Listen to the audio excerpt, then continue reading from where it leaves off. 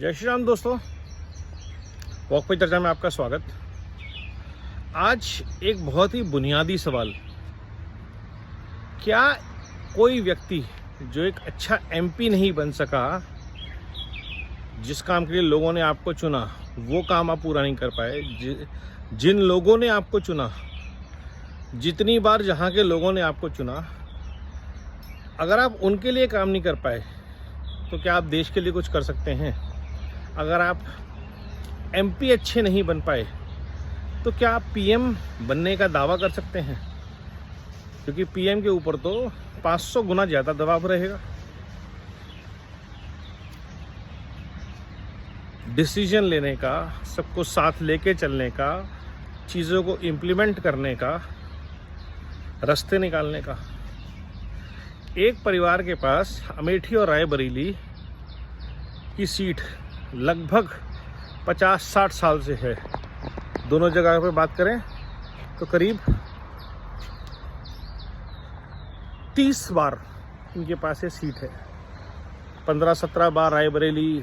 और राहुल जी की जो दादी थी, उनके जो हस्बैंड थे, दादा तो वो बोलते नहीं हैं, फिरोज गांधी वहाँ से 2 साल थे, 2 बार सांसद रहे। फिर इंदिरा गांधी नहीं, फिर संजय, राजीव, सोनिया।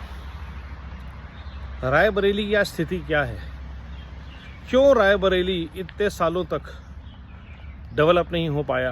क्या क्या कार्य किए इन्होंने इतने सालों तक, जिससे कि रायबरेली दुनिया में जाना जाता है या अमेठी दुनिया में जाना जाता है? कुछ नहीं किया, कुछ नहीं। मतलब अगर आप इस मामले में तो मतलब अखिलेश यादव बेटर है कि उन्होंने अपने सफाई के लिए कुछ करके दिखाया, जहाँ वो पैदा हुए, जहाँ वो बड़े हुए। तो ये आपको समझना पड़ेगा, हमको समझना पड़ेगा कि जो लोग एक अच्छा एमपी तक नहीं बन पाए, जो परिवार, वो देश कैसे चलाया उन्होंने।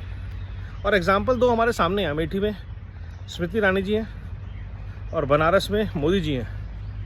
एक 5 साल, एक 10 साल। उस शहर का विकास देखिए आप। एक व्यक्ति जो अपने क्षेत्र की जिम्मेवारी नहीं उठा पाया, एक व्यक्ति जो अपने जहाँ से उसे चुन के भेजा गया वहाँ के लिए कुछ नहीं कर पाया, वो देश के लिए बात कर रहा है। इससे बड़ी विडंबना भारत के लिए क्या होगी? और हम लोग उस ट्रैप में पड़ भी जाते हैं, इलेक्टर के भेज दो, देख लेंगे। लोकल लेवल पे उसने क्या किया? मेन चीज़ तो आपको वहाँ के लिए चुना गया था ना। आप देश में भारत जोड़ो यात्रा कर रहे हैं, आपको देश के बारे में नहीं पता कि प्राइवेट सेक्टर में कितने दलित हैं, कितने लीडरशिप टीम में लोग ओबीसी हैं, कितने लीडरशिप टीम में लोग गरीब हैं, आदिवासी हैं। आपको क्या लगता है इतने बड़ी बड़ी कंपनीज के लोग जो हैं वो बिना हर देशवासी के पार्टिसिपेशन चल रही है? कितना आप आइवरी टावर में रहेंगे? और ऐसी बातें सुन सुन के समझ में आता है कि मतलब हम किस व्यक्ति से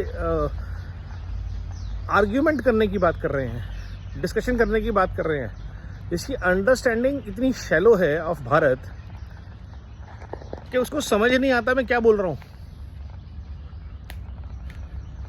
झूठ की बात करनी है तो केजरीवाल जी हैं, फूट की बात करनी है तो कांग्रेस है, लूट की बात करनी है तो लालू जी हैं, शरद जी हैं। तो लूट, झूठ और फूट की राजनीति करनी है तो इंडिया अलायंस है। और ये भारत को समझाना चाह रहे हैं कि 10 साल में देश में कुछ नहीं हुआ और पूरा भारत बेवकूफ़ है। हमें नहीं दिखा कि 10 साल में कितने लोगों को रोज़गार मिले, कितनी दुनिया आत्मनिर्भर बनी। हाँ, सारे नहीं बन पाए, क्योंकि 10 साल में 125 करोड़ से 140 करोड़ का देश भी हो गया ना। वो आबादी तो बढ़ी रही है देश की, उसके ऊपर कोई चर्चा करके राजी नहीं है।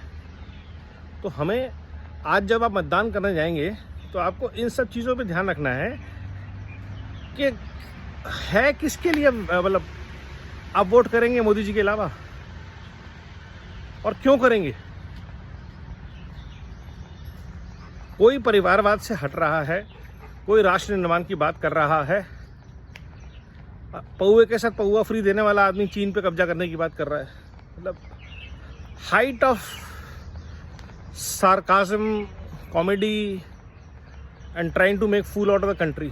सोचिए, रोज़ ये चर्चा करने का पर्पज़ ये है कि 2, 4, 5, 10, 20 लोगों तक भी अगर बात पहुंचती है तो शायद कहीं ना कहीं देश में परिवर्तन होगा।